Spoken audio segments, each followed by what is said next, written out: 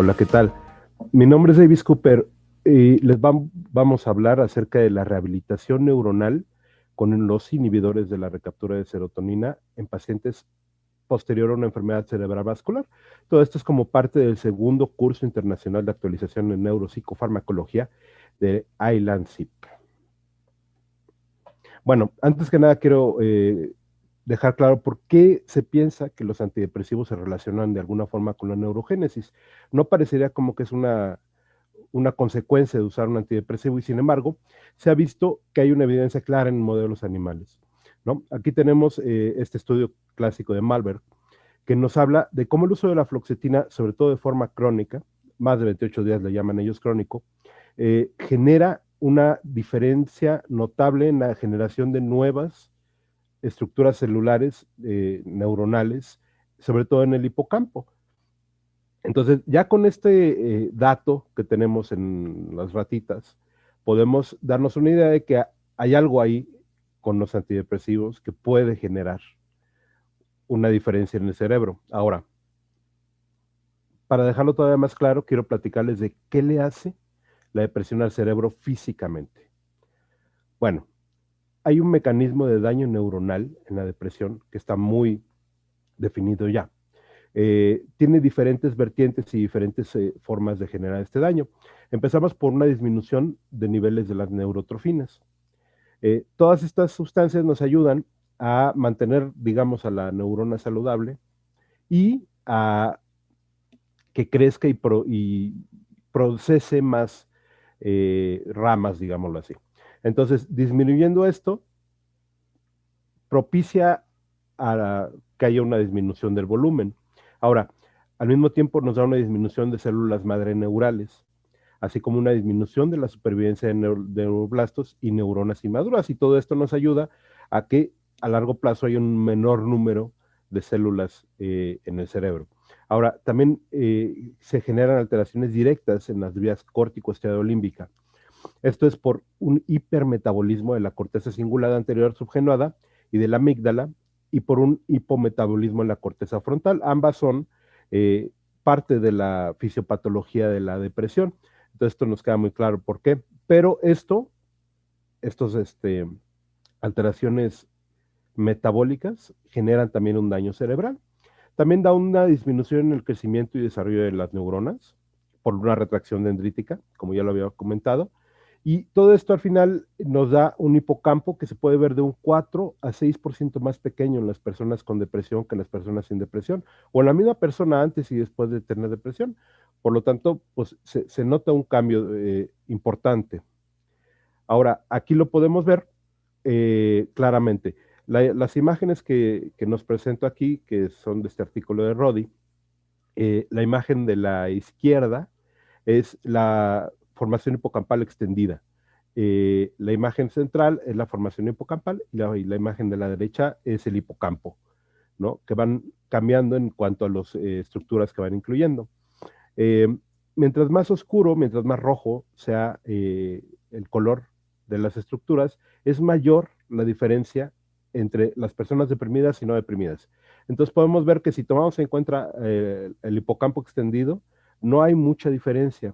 Se va notando mucho más en la formación hipocámpica y ya muy claro en el hipocampo, ¿no? Las estructuras que se afectan están claramente en rojo, es meramente hipocámpicas. Entonces, estos son los daños específicos encontrados o los cambios específicos encontrados en personas deprimidas versus no deprimidas. Por lo tanto, pues bueno, también tenemos esta evidencia. Perdón. Ahora, ¿cómo ayudan los antidepresivos a todo esto? Ya que vimos la patología de la depresión en el cerebro. Bueno, hay evidencia in vitro y en pacientes que tiene un efecto positivo en neurogénesis. El tratamiento en general, específicamente con ISRS. ¿Cómo? Nos da una regulación a la alta de la AMP cíclico y de las neurotrofinas que se involucran en la plasticidad y la supervivencia neuronal. Este efecto se da por mediadores, que es el CREB y el BDNF. Ahora, también da un incremento en la función del receptor de glucocorticoides, una disminución presináptica de liberación de glutamato y de la función de sus receptores postsinápticos, y al disminuir la función del glutamato, disminuimos la neurotoxicidad inducida por este. Entonces, todo esto nos ayuda a la neurogénesis positiva.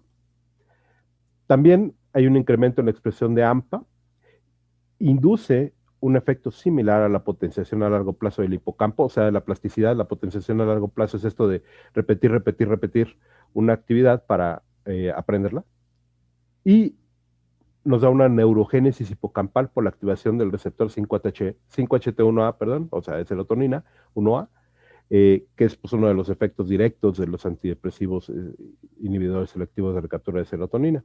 Entonces, todo esto nos da un efecto positivo en la supervivencia del cerebro. Ahora, fuera del contexto de la depresión, ¿hay algún efecto demostrado de los antidepresivos? Bueno, sí se ha visto que en ratones con lesión cerebral, un incremento en la producción de BDNF y en la proliferación de células del hipocampo. De nuevo, estos son estudios que tenemos que hacer necesariamente en animales, debido a las características que requieren para su estudio. Por lo tanto, no tenemos tantos datos.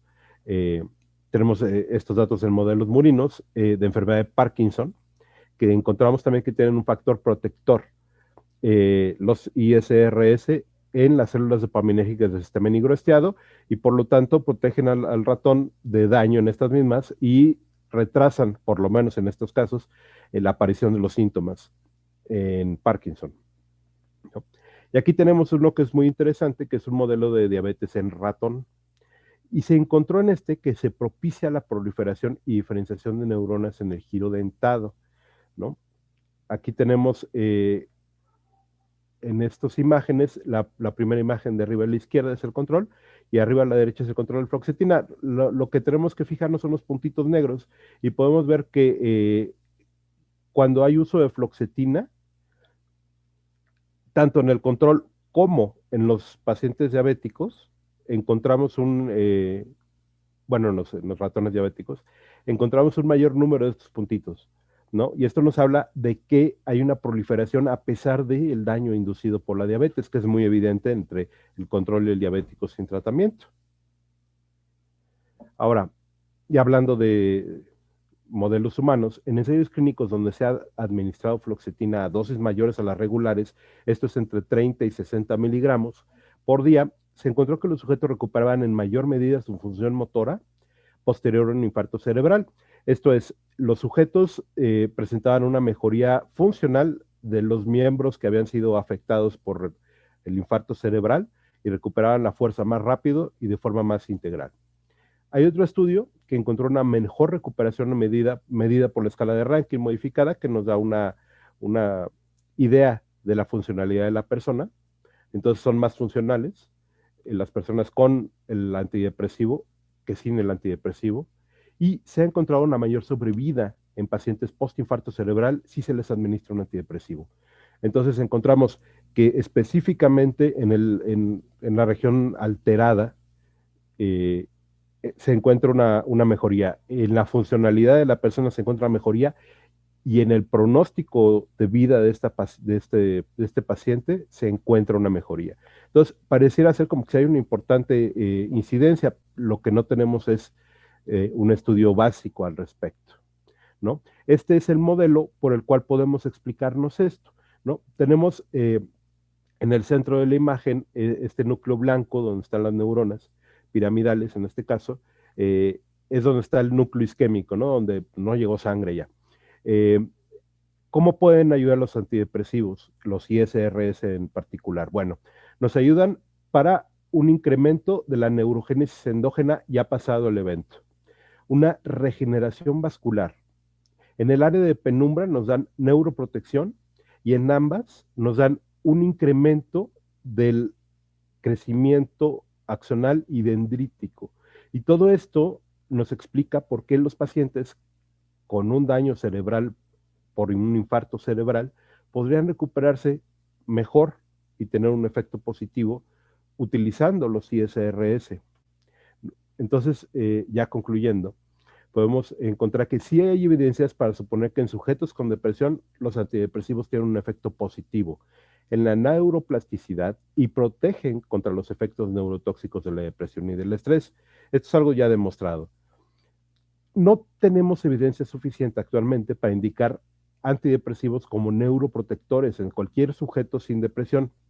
Y sin embargo, debido a lo que les mostré ya, sí existen datos suficientes que nos orientan hacia un efecto positivo en pacientes post-infarto cerebral.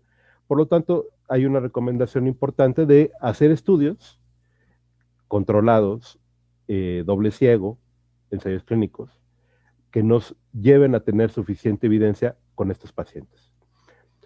Eso era todo por mi parte. Muchas gracias por su atención.